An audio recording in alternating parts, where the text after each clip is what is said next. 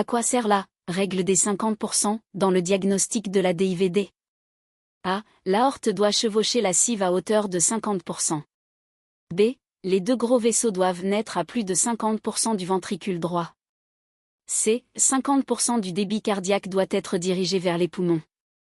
D. La cive doit mesurer au moins 50% de la taille de la racine aortique. Réponse B. Les deux gros vaisseaux doivent naître à plus de 50% du ventricule droit.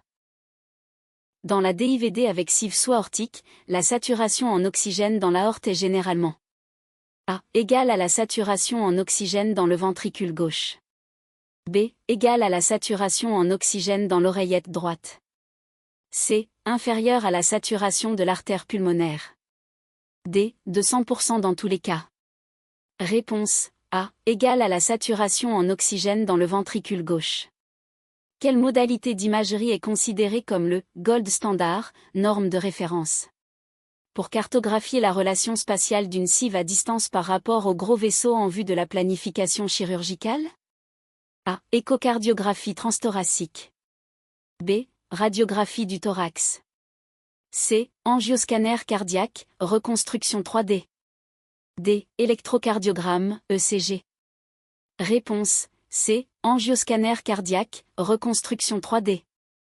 Une cive restrictive, dans le contexte d'une DIVD entraînera le plus probablement A. Une cyanose et un faible débit sanguin pulmonaire. B. Une hypertrophie ventriculaire gauche et une hypotension systémique. C. Une pression ventriculaire gauche suprasystémique. D. Une résolution spontanée de la malformation cardiaque. Réponse C. Une pression ventriculaire gauche suprasystémique. Parmi les propositions suivantes, laquelle est une complication potentielle de la tunnelisation intraventriculaire? A. Une obstruction de la voie d'éjection du ventricule gauche, OVEVG. B. Une hypoplasie du ventricule droit. C. Une persistance du canal artériel. D. Une embolie paradoxale. Réponse A. Une obstruction de la voie d'éjection du ventricule gauche, OVEVG. Dans le contexte de la DIVD, à quoi fait référence l'expression « double cône, bilatéral connu » A. À la présence de deux artères pulmonaires. B. À une sténose sous-infondibulaire dans les deux ventricules. C. À la présence de tissus infondibulaires musculaires sous les valves aortiques et pulmonaires. D. À une dilatation des deux auricules. Réponse C. À la présence de tissus infondibulaires musculaires sous les valves aortiques et pulmonaires. Quel profil de gaz du sang artériel présentera un patient atteint de DIVD avec une physiologie de type TGV, Taussig-Bigne? A. Une PO2 et une PCO2 normale. B. Une PO2 élevée dans l'artère pulmonaire et une PO2 basse dans l'aorte. C. Une PO2 basse dans l'artère pulmonaire et une PO2 élevée dans l'aorte.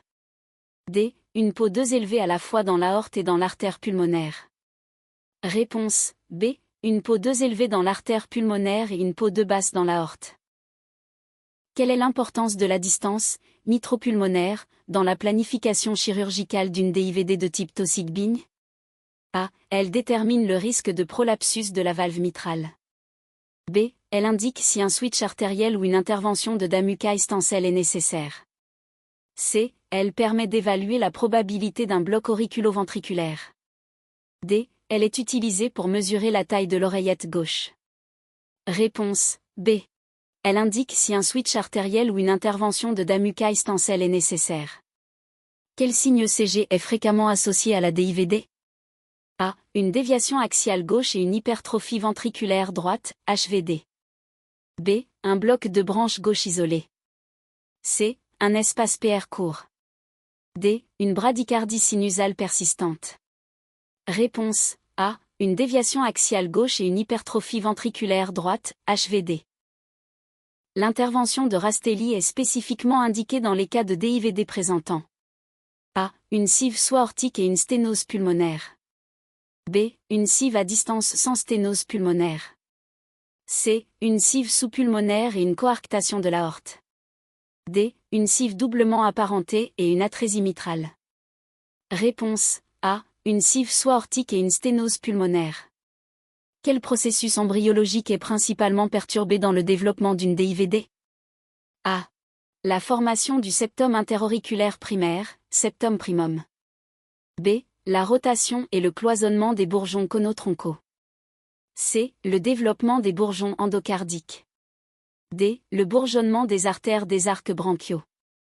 Réponse B. La rotation et le cloisonnement des bourgeons conotroncaux.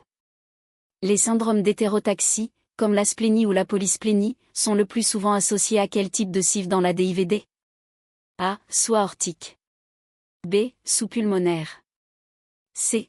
Non apparenté, à distance. D. Doublement apparenté. Réponse C. Non apparenté, à distance. Quelle est la cause la plus fréquente de mortalité post-opératoire précoce après la réparation d'une DIVD?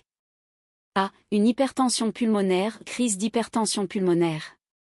B. Une insuffisance rénale. C. Un bloc auriculo-ventriculaire complet. D. Un shunt résiduel par la CIV. Réponse A. Une hypertension pulmonaire, crise d'hypertension pulmonaire. Dans le cas d'une double issue du ventricule droit à septum interventriculaire intact, comment le sang s'échappe-t-il du ventricule gauche? A. Par l'aorte. B. Par l'artère pulmonaire. C. Par un foramen ovale perméable ou une CIA, communication interauriculaire. D. Par une persistance de la veine cave supérieure gauche.